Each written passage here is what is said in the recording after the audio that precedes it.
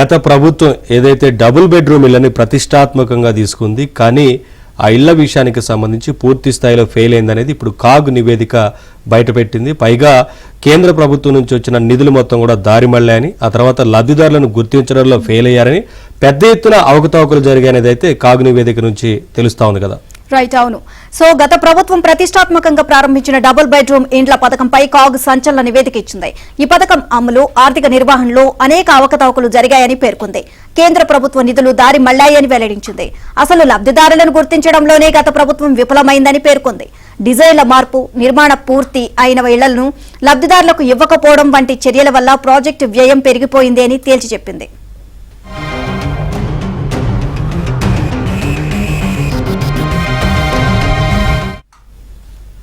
CAG నివేదిక ప్రకారం రాష్ట్ర వ్యాప్తంగా 2,67,011 ఇళ్లకు పరిపాలన అనుమతులు ఇచ్చిన ప్రభుత్వం 1,92,818 ఇళ్లకు టెండర్లు ఖరారు చేసింది.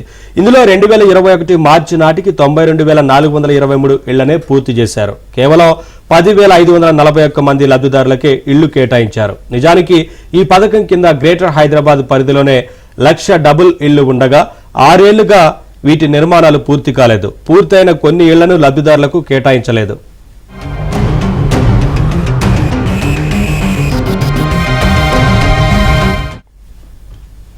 జీహెచ్ఎంసీ పరిధిలో 1,00,000 ఇళ్లు మంజూరు చేస్తే వాటిలో 48,178 ఇళ్లు మాత్రమే పూర్తయ్యాయి. ఇంకా 45,735 ఇళ్లు నిర్మాణ దశలో ఉన్నాయి. మరో 6,087 ఇళ్ల పనులు ఆపేశారు. 2016 ఏప్రిల్లో పథకం ప్రారంభం కాగా 6 ఏళ్ల వ్యవధిలో 2020-21 నాటికి 1,00,000 ఇళ్లకు గాను 48,178 ఇళ్లు పూర్తి చేశారు. ఇది 50% కంటే తక్కువ. ఇక పూర్తయిన ఇళ్లలో 96% ఇళ్లను 6 నెలల నుంచి 36 నెలల పాటు లబ్ధిదారులకు ఇవ్వలేదు. దీనివల్ల 3,983.68 కోట్లు నిధులు వ్యర్థమయ్యాయి.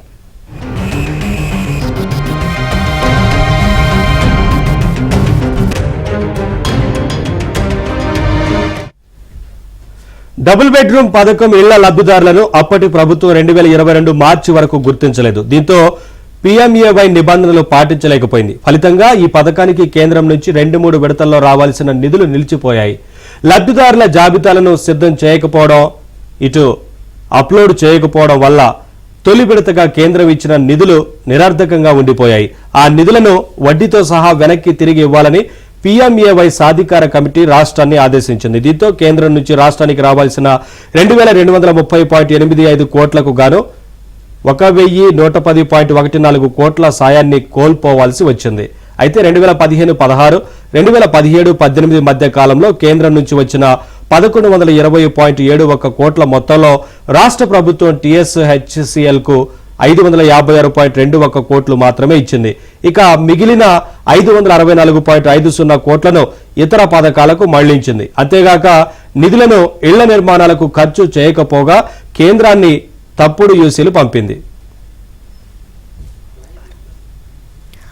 ఇదే అంశానికి సంబంధించి మరిన్ని అప్డేట్స్ మా కరెస్పాండెంట్ నుమాన్ అడిగి తెలుసుకుందాం. నుమాన్, డబుల్ బెడ్రూమ్ ఇళ్ల పథకానికి సంబంధించి చాలా అవకతవకలు జరిగాయని కాగ్ నివేదికలో పేర్కొంది. ఓవరాల్ గా అప్డేట్స్ ఏంటి? నీలిమ, గత ప్రభుత్వం ప్రతిష్టాత్మకంగా ప్రారంభించినటువంటి డబుల్ బెడ్రూమ్ ఇళ్ల పథకంపై కాగ్ సంచలన నివేదిక ఇచ్చింది. సో ఈ పథకం అమలు, ఆర్థిక నిర్వహణలో మాత్రం పూర్తిగా గోల్మాల్ జరిగినట్లు కూడా వెల్లడించింది. కేంద్ర ప్రభుత్వ నిధులు దారి మళ్ళాయని కూడా ఈ రిపోర్ట్ లో అయితే వెల్లడించినటువంటి పరిస్థితి. సో అసలు లబ్ధిదారులను గుర్తించడంలో గత ప్రభుత్వం పూర్తిగా విఫలమైనట్టు కూడా వెల్లడించింది. సో ముఖ్యంగా ఏదైతే డిజైన్ల మార్పు కానివ్వండి, నిర్మాణం పూర్తి అయినా కూడా ఇళ్లను లబ్ధిదారులకు ఇవ్వకపోవడం వంటి చర్యల వల్ల ఈ ప్రాజెక్ట్ విపరీతంగా పెరిగిపోయినట్లు కూడా కాగ్ రిపోర్ట్ లో వెల్లడించినటువంటి పరిస్థితి. ముఖ్యంగా గ్రేటర్ హైదరాబాద్ లో ఈ పథకం ద్వారా దాదాపు 1,00,000 డబుల్ బెడ్రూమ్ ఇళ్లు ఉండగా 6 ఏళ్లుగా వీటి నిర్మాణాలు కూడా పూర్తి కాలేదు. పూర్తయినా కూడా కొన్ని ఇళ్లను లబ్ధిదారులకు కేటాయించినటువంటి పరిస్థితి. ఇక GHMC పరిధిలో 1,00,000 ఇళ్లను మంజూరు చేస్తే వాటిలో కేవలము 48,178 ఇళ్లు మాత్రమే పూర్తయ్యాయి. ఇంకా నిర్మాణ దశలో దాదాపు సగానికి పైగా నిర్మాణ దశలోనే ఉన్నాయి. సో ఈ నేపథ్యంలో ఈ ఏదైతే డబుల్ బెడ్రూమ్ల కేటాయింపులో కానివ్వండి, సో ముఖ్యంగా డబుల్ బెడ్రూమ్ల విషయంలో అయితే పూర్తిగా అవకతవకలు జరిగినట్లయితే కాగ్ రిపోర్ట్స్ అయితే వెల్లడించినటువంటి పరిస్థితి ఉంది.